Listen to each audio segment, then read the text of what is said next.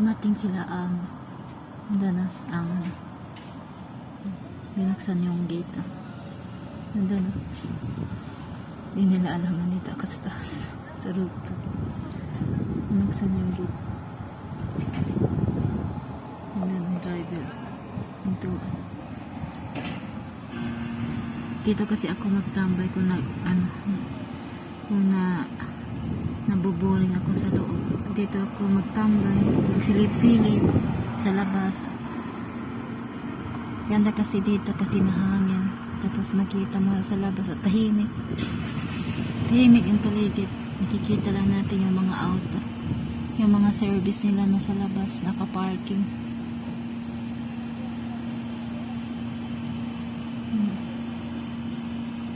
Tapos doon bakante yung lote.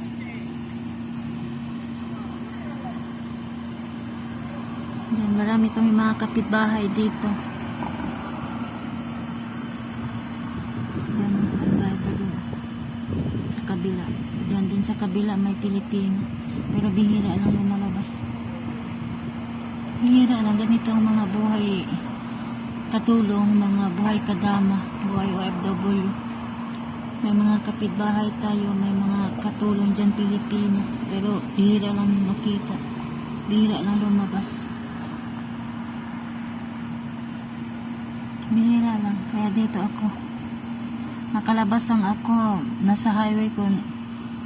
May si Hamza. Pupunta siya sa classmate niya, kaibigan niya. Si Hamza or si Sarah ba. Kaya nasa labas kami. Makapunta kami sa dito ako magtatambay.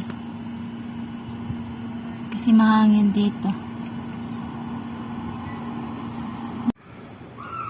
Sarap kasi magtambay dito sa taas.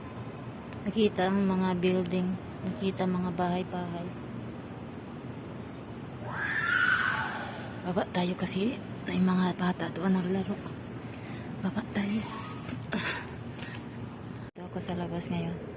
Tapos yung kasama ko dito naglapabuksan natin to bintana. Tingnan natin. Nandun siya.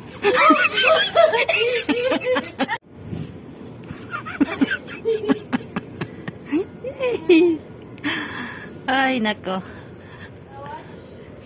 Nagulat yung kasama ko.